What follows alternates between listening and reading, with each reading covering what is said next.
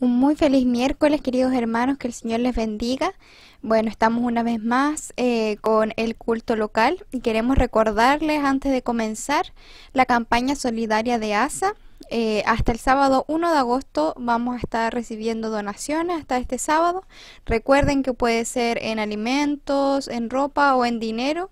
Aquí está apareciendo la cuenta, ¿no es cierto?, de nuestra iglesia, y para poder hacer la donación directo a ASA tienen que poner en el asunto de la transferencia donación campaña ASA. Este afiche también ha sido compartido por nuestras redes sociales por si tienen alguna duda. Bien, queridos hermanos, que el Señor les bendiga y damos paso al culto de oración.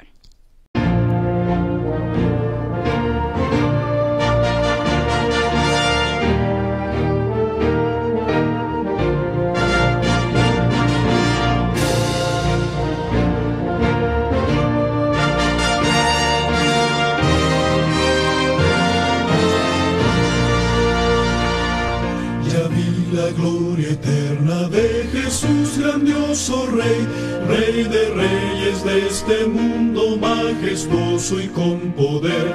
Su regreso ya anuncia con señales por doquier, venciendo viene el Rey. Gloria, gloria, aleluya.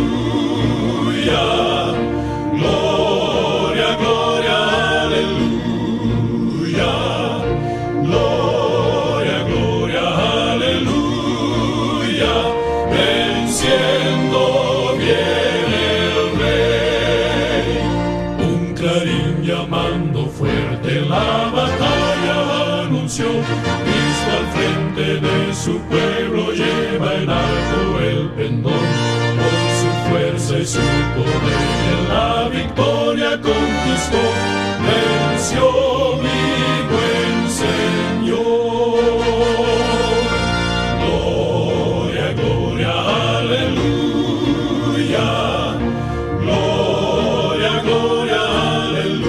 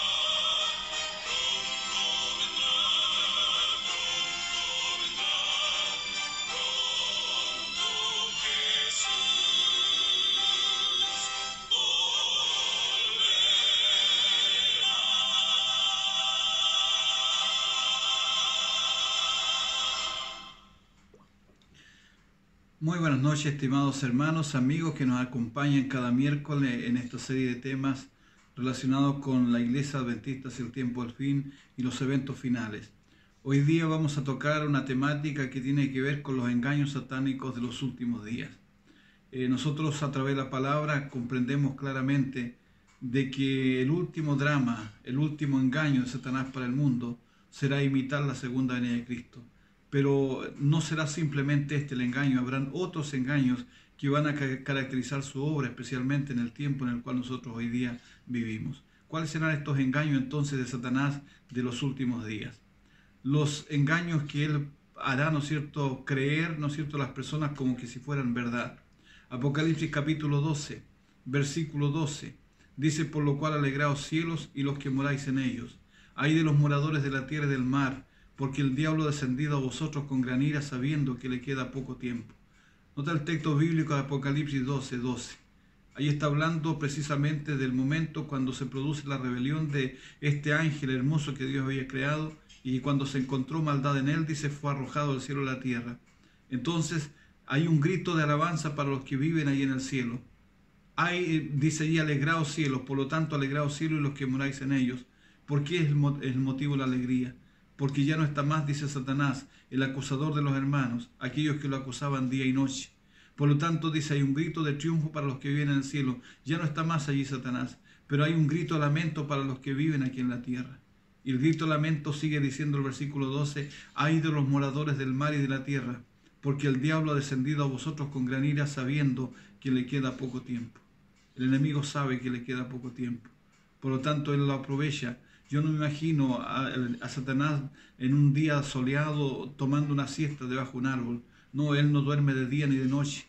Él trabaja arduamente porque sabe que el tiempo es corto. Por lo tanto, todas sus habilidades las utiliza para hacer, ¿no es cierto?, de que las personas vayan tras el camino del error a fin de que puedan cosechar una ruina inminente. Recuerda, nosotros estamos insertos en un conflicto entre el bien y el mal.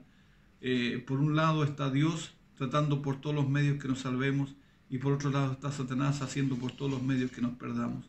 Y en ese conflicto estamos insertos cada uno de nosotros, y cada uno tendrá que decidir de qué lado estar. Por lo tanto, tenemos que reconocer los engaños de Satanás para el último tiempo.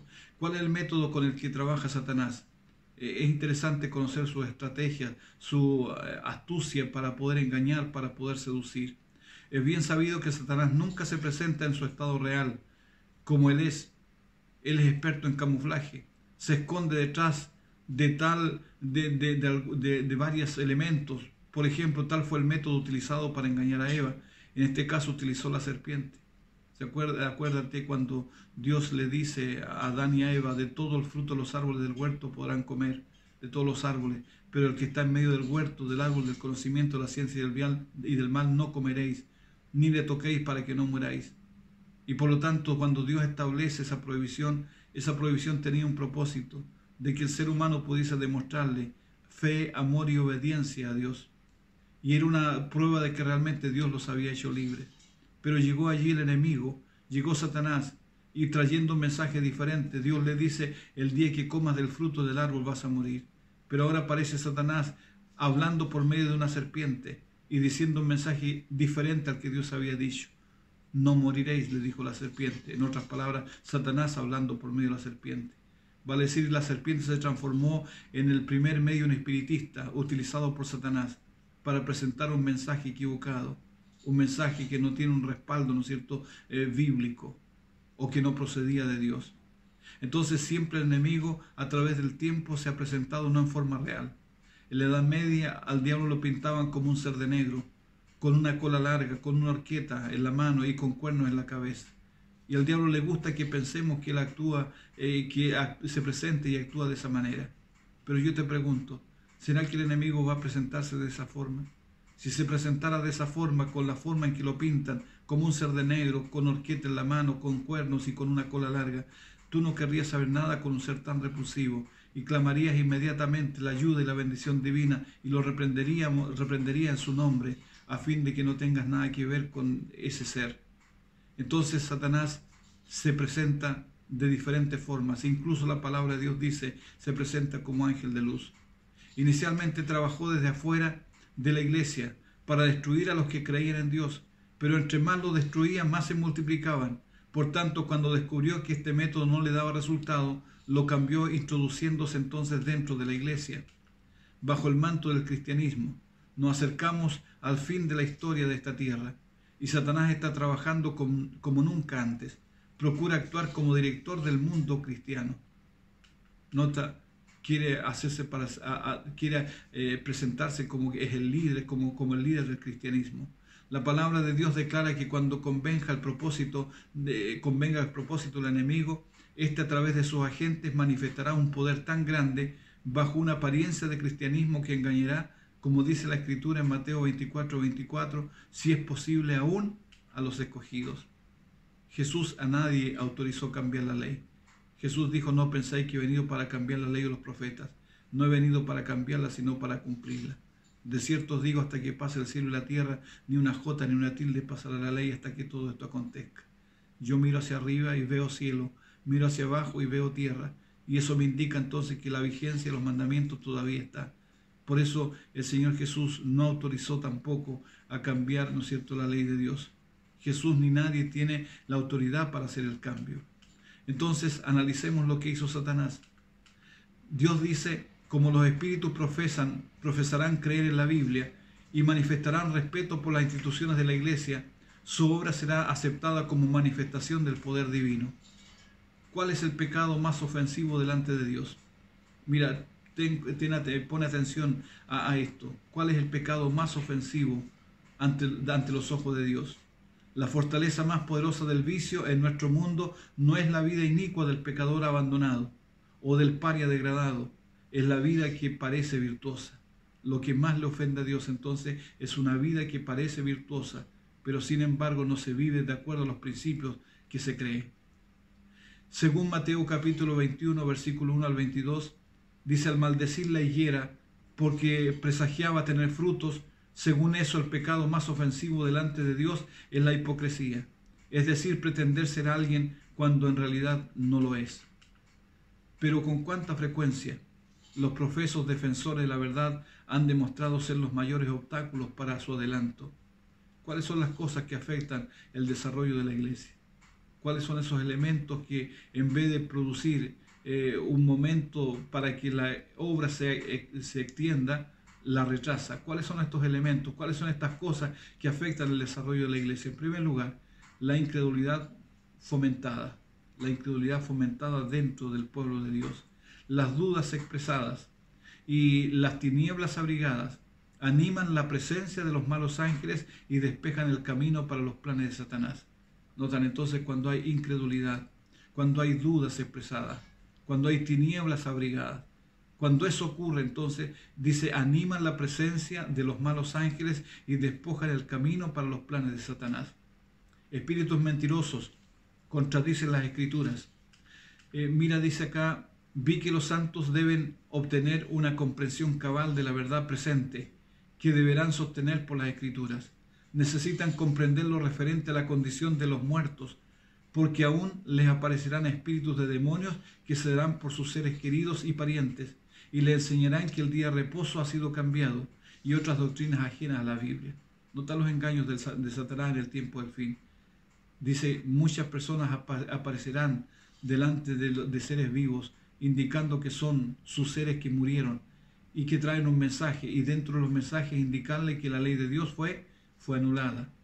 En Eclesiastés capítulo 9, 5, el texto bíblico en forma muy clara dice: porque los que viven saben que han de morir, pero los muertos nada saben. Su memoria, dice, es puesta en olvido. No tienen más paga porque su memoria, dice, es puesta en olvido. Aquí el texto es claro. Dice: los vivos saben que han de morir, pero el que muere nada sabe. Es más, todavía dice la palabra: sus hijos podrán tener honores, pero el que murió no lo sabrá.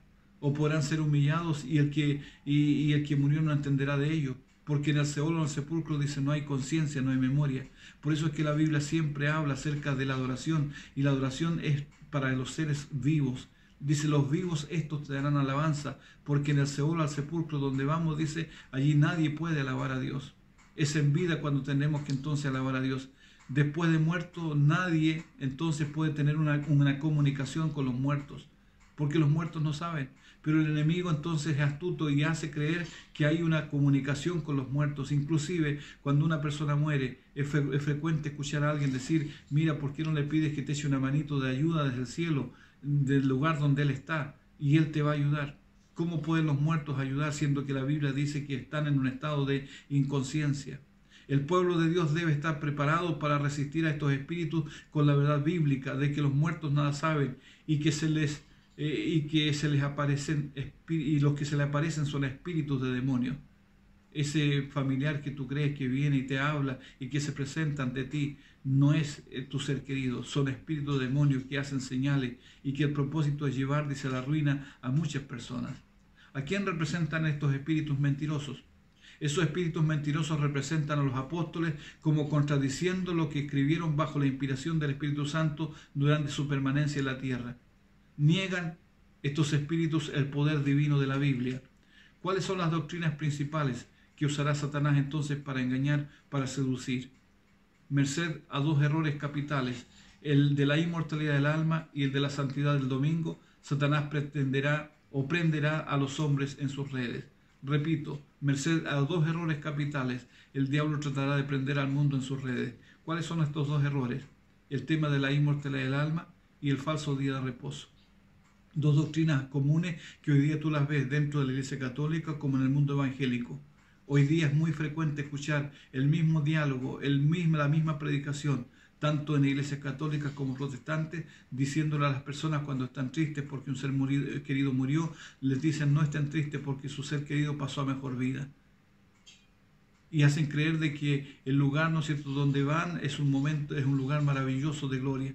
La intención del enemigo es hacer creer que después de la muerte hay un lugar de dicha inmortal.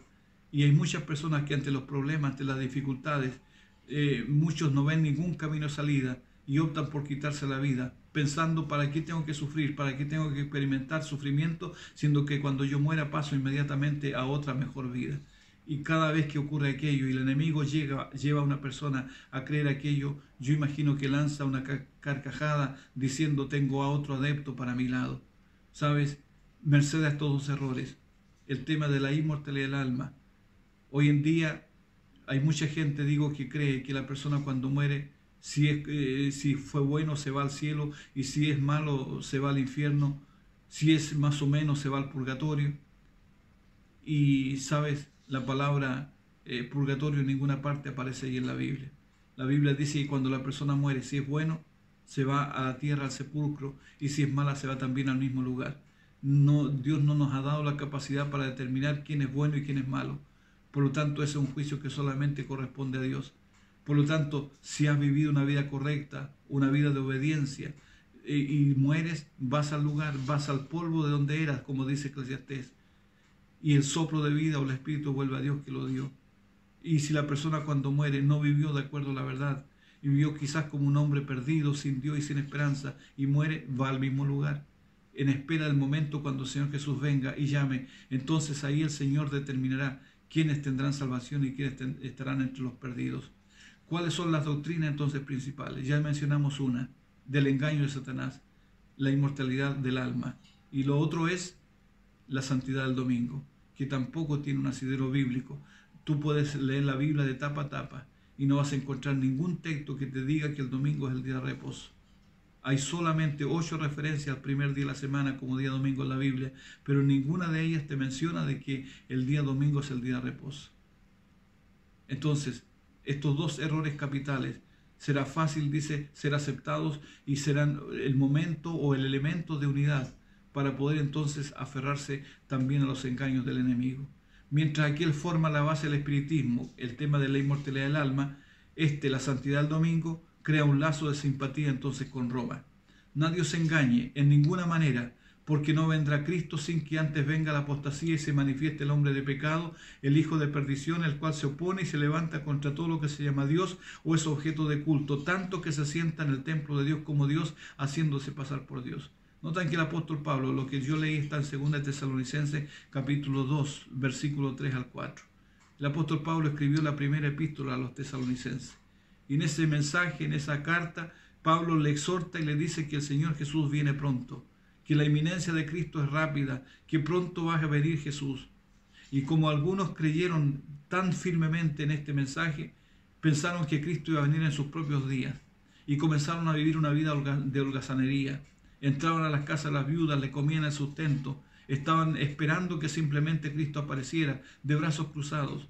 Y fue necesario entonces, para corregir esos errores, que Pablo tuvo que escribir la segunda epístola. Y es cierto, allí en la segunda epístola le dice, es cierto que el Señor Jesús viene y que viene pronto, pero les dice, antes que el Señor Jesús venga, tiene que venir primero el hombre de pecado, el hijo de perdición, aquel que se sienta en el templo de Dios haciéndose pasar por Dios. En otras palabras, tiene que venir un ser que hace que todo, ¿no es cierto?, la pleitesía y la adoración sea para Él, pero no es el Dios verdadero.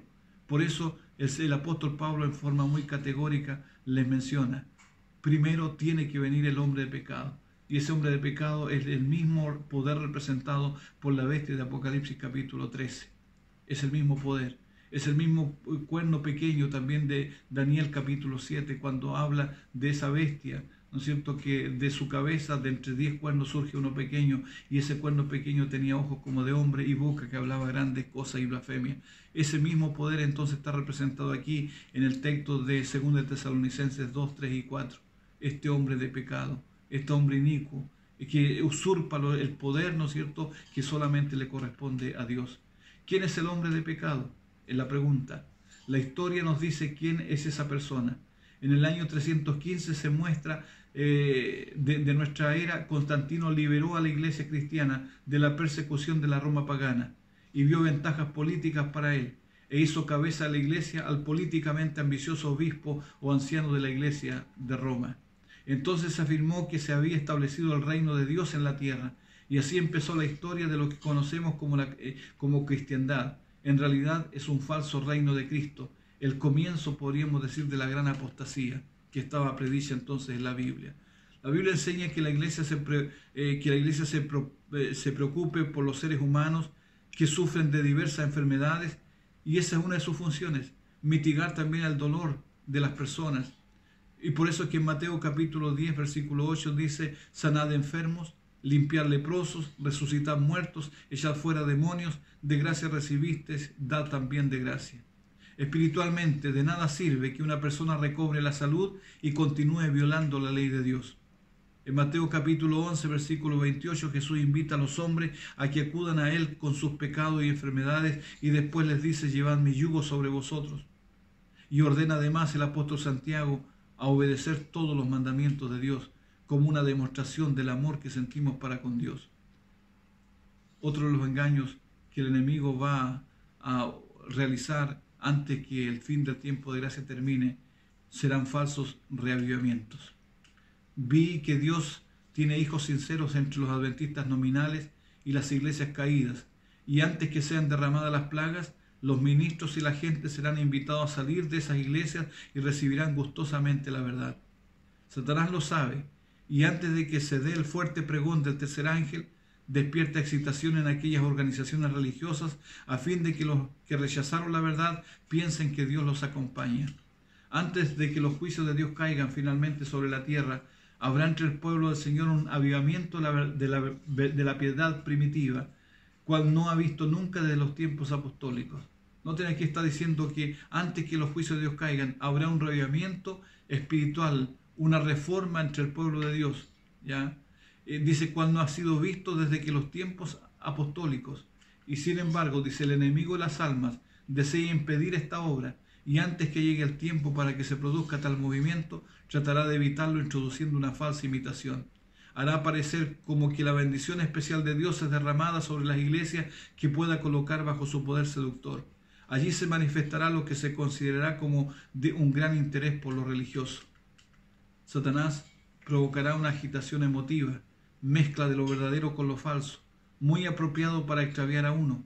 No obstante, nadie necesita ser seducido. A la luz de la palabra de Dios no es difícil determinar la naturaleza de esos movimientos.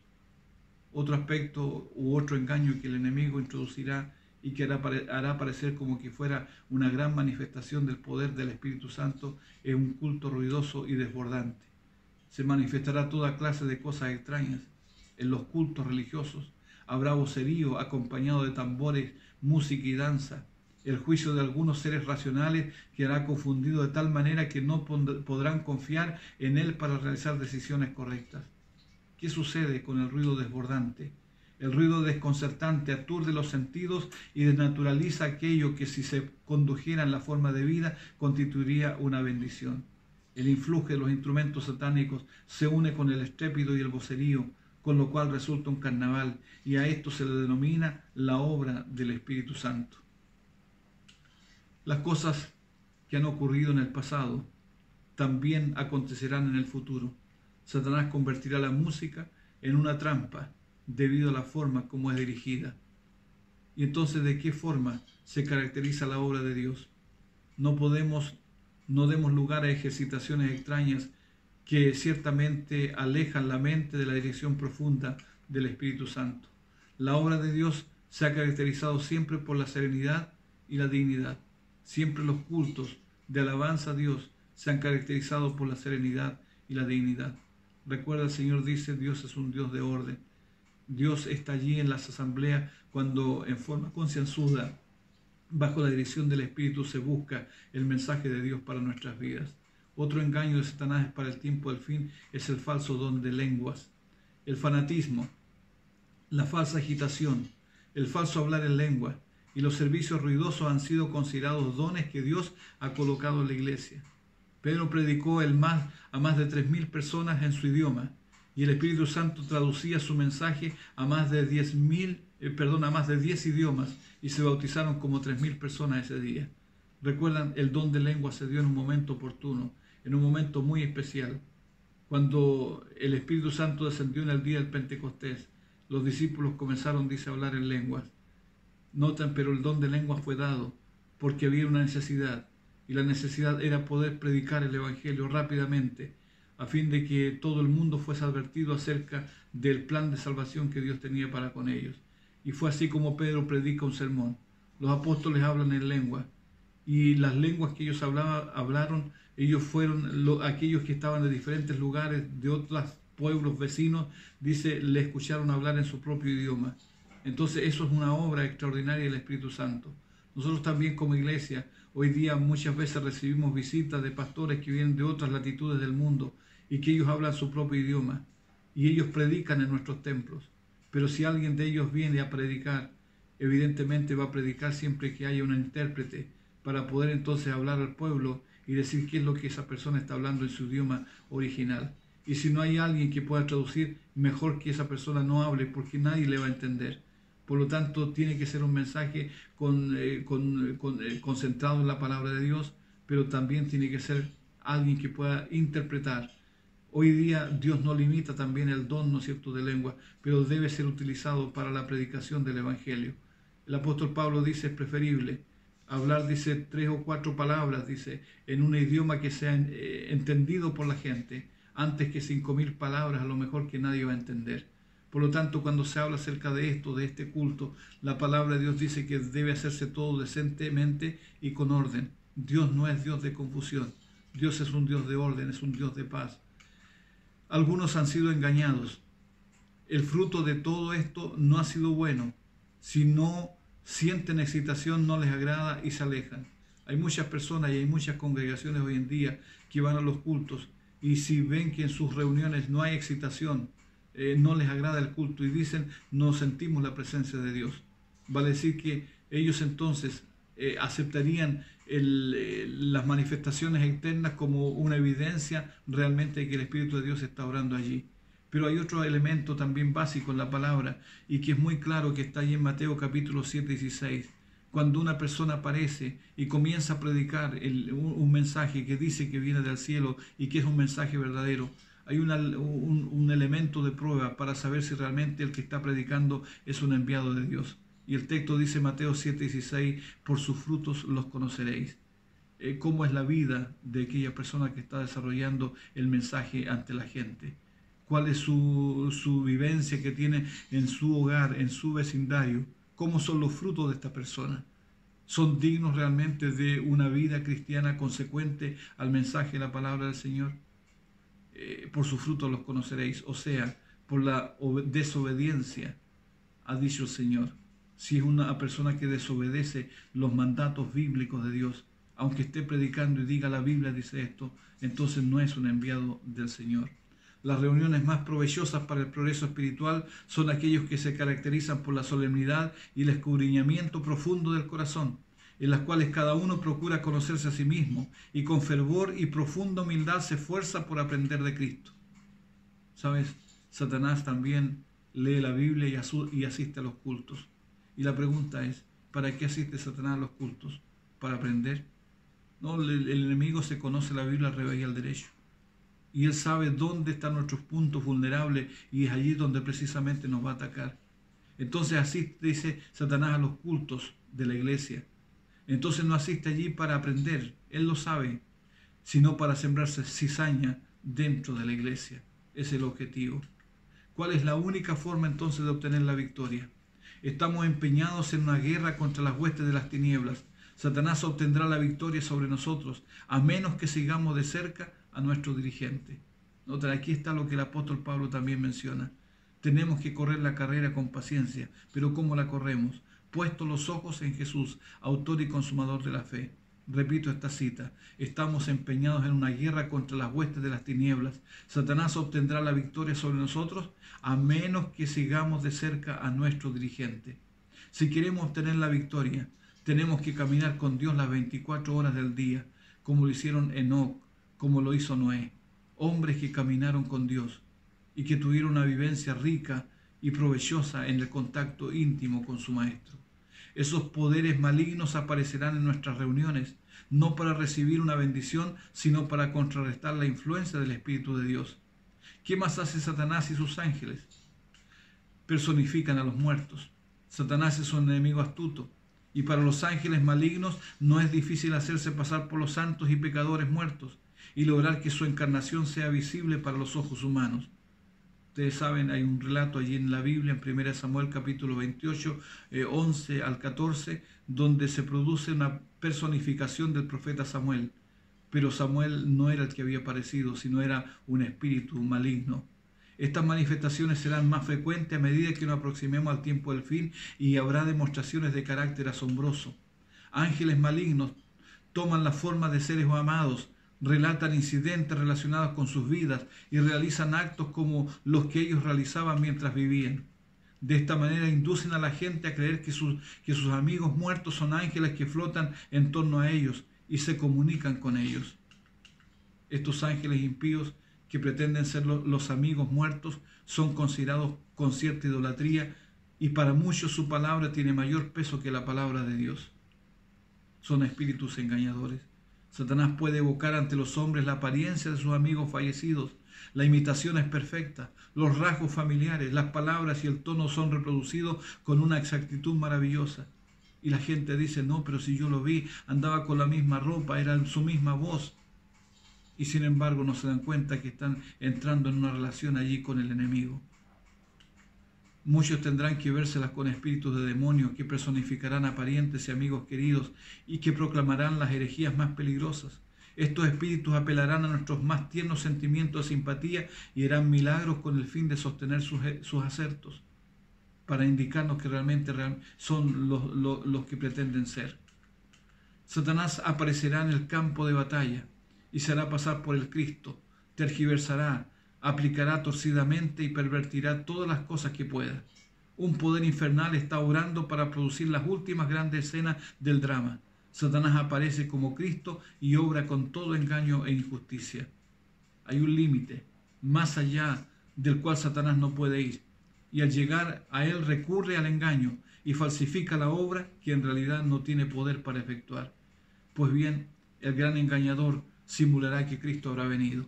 En varias partes de la tierra, Satanás se manifestará a los hombres como ser majestuoso de un brillo deslumbrador, parecido a la descripción que del Hijo del Hombre se da allí en en el libro Apocalipsis capítulo 1, 13 al 15. La gloria que le rodee superará cuanto hayan visto los ojos de los mortales. El grito de triunfo repercutirá por los aires. Cristo ha venido, Cristo ha venido. El pueblo se postrará en adoración ante él, mientras levanta sus manos y pronuncia una bendición sobre ellos, como Cristo bendecía a los discípulos cuando estaba en la tierra. Su voz es suave y acompasado, aunque llena de melodía. En tono amable y compasivo enuncia algunas de las verdades celestiales y llenas de gracia que pronunciaba el Salvador. Cura las dolencias del pueblo y luego en su fementido carácter de Cristo asegura haber mudado el día de reposo del sábado al domingo y manda a todos que santifiquen el día bendecido por él. Se proclama a sí mismo como Cristo y la gente que no ha recibido la verdad cree que es Cristo un ser hermoso, majestuoso, vestido con esplendor, con voz suave y palabras agradables, con una gloria que no ha sido sobrepasada por nada que sus ojos mortales hayan contemplado hasta ese momento. Entonces sus seguidores engañados prorrumpen en un grito de victoria. Cristo ha venido por segunda vez, Cristo ha venido. Ha elevado sus manos como lo hacía al estar en la tierra y nos ha bendecido. ¿Qué haremos? Cuando Cristo haga su aparición será con poder y grande gloria, acompañado por 10.000 veces 10.000 ángeles y millares de millares que cuando venga reconoceremos su voz. Todo adventista debe estar familiarizado con las características distintivas, de lo contrario será engañado también.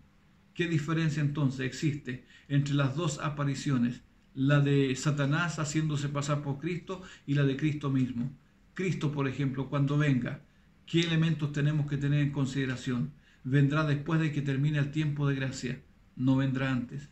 Su aparición no será local, sino que todo ojo le verá, como dice Apocalipsis capítulo 1:7. En cambio, el enemigo, Satanás, va a aparecer en cierto lugar. No tiene el poder para presentarse ante todo el universo al mismo tiempo, ante todo el mundo. En cambio, Cristo dice su aparición no será, sino será local. Su aparición no será local, sino que todo ojo le verá. Y otro aspecto interesante, no vendrá a hacer milagros ni a predicar, puesto que el evangelio ya se les ha predicado a todos los hombres. Él vendrá como Rey de Reyes y Señor de Señores. En cambio, ¿cómo hace Satanás para imitar la segunda venida de Cristo? Vendrá antes de que termine el tiempo de gracia. Su aparición será local. Hará milagros para ganar adeptos, lo que indica que hablará con los hombres. Pisará la tierra, lo que contradice la palabra de Dios, que dice que Cristo no tocará la tierra cuando Él venga. Cambiará el sábado, que es parte de la ley de Dios, el cual se guardará también por la eternidad, como dice Isaías 66. De mes en mes y de sábado en sábado vendrá toda carne a adorar delante de Dios. Habrá personas que, sometidas a la influencia de los espíritus malignos, realizarán milagros. Enfermarán a las gentes arrojando sobre ellas sus ensalmos y luego quitarán su hechizo e inducirán a algunos a decir que los enfermos fueron curados milagrosamente. Satanás ha hecho esto vez tras vez. Pronto ocurrirán escenas maravillosas con las cuales Satanás estará estrechamente relacionado. La palabra de Dios declara que Satanás obrará milagros. Primero hará enfermar a la gente y después quitará repentinamente de ella su poder satánico, y eso hará que se considere sanados a los enfermos bajo la influencia del poder divino. ¿Los milagros son una evidencia, verdad? Es una pregunta. Sabes que los milagros no prueban nada. Entonces, ¿qué debemos hacer? Acudid a Dios por vosotros mismos. Orad por iluminación divina, para estar seguros de que realmente conocéis la verdad, a fin de que cuando se despliegue el poder portentoso y obrador de milagros y el enemigo venga como ángel de luz, resistáis entre la obra genuina de Dios y la obra de imitación de los poderes de las tinieblas. Los milagros no pueden en ningún momento reemplazar lo que la palabra de Dios dice. Si aquellos por medio de quienes se realizan curaciones están dispuestos en vista de estas manifestaciones a excusar su descuido de la ley de Dios y prosiguen desobedeciendo, aunque tengan poder en todo sentido, tal cosa no significa que posean el gran poder de Dios. Por el contrario, es el poder obrador de milagros del gran engañador el que está presente. Entonces podemos decir, reemplazan la obediencia por los milagros. Él recorre todo el mundo para fortalecer sus filas, y los pocos que son fieles a los requerimientos de Dios son los únicos que podrán resistir, y aún a ellos les está tratando de vencer. Advierto a nuestro pueblo que incluso entre nosotros algunos se apartarán de la fe y seguirán a espíritus seductores y doctrinas de demonios, y por ellos la verdad será difamada. Ocurrirá una obra maravillosa. Los ministros, abogados y médicos que han permitido que esas falsedades rijan su espíritu de discernimiento, serán ellos mismos engañadores, unidos a los engañados, y una debilidad espiritual se apoderará de ellos. El engaño es casi universal. En vista de eso, la pregunta es, ¿qué es necesario entonces hacer ahora? Y termino con este pensamiento. Se necesita ahora hombres y mujeres que trabajen fervientemente para tratar de salvar a las almas, pues Satanás, como poderoso general, ha copado el campo, y en la última parte del tiempo que le queda, está trabajando con todo método concebible para cerrar la puerta a la luz que Dios quiere que venga a su pueblo. Entonces, hoy en día, como nunca antes, como pueblo de Dios, tenemos que estar dispuestos entonces a mantenernos fieles y firmes de parte de la verdad que Dios nos ha revelado en su palabra. Y mientras el Señor nos concede vida y oportunidad, debemos también tratar de llevar estas verdades a la gente. Hay muchas personas que serán confundidas por los ardides y engaños de Satanás en el tiempo del fin. Pero tú y yo conocemos esta verdad maravillosa y por lo tanto permitamos que Dios nos utilice de la mejor manera para que otras personas puedan salir del error, sean parte del pueblo de Dios y se alisten para integrar también la familia celestial. Que el Señor te bendiga, que el Señor te guarde, en mi sincero deseo en esta noche. Les invito a orar. Dios y Padre nuestro que estás en los cielos, santificado y glorificado sea tu bendito nombre. Te damos muchas gracias porque tú nos permitiste nuevamente estar en tu presencia, amante Dios, compartiendo este tema que tiene que ver con los engaños de Satanás en el último tiempo. Permite, Señor, que podamos estar firmemente anclados en tu verdad y que podamos discernir claramente, Señor, los así dice el Señor que están en tu palabra, para que cuando estos momentos lleguen y cuando el enemigo trate de entrampar incluso a uno de los escogidos, podamos mantenernos fieles de parte de la verdad, en la plataforma firme que nos hará depositarios de esa herencia maravillosa que tú tienes para nosotros. Fortalece nuestras vidas, acompáñanos, bendice nuestras familias. Lo pedimos en el nombre de Jesús. Amén, Señor.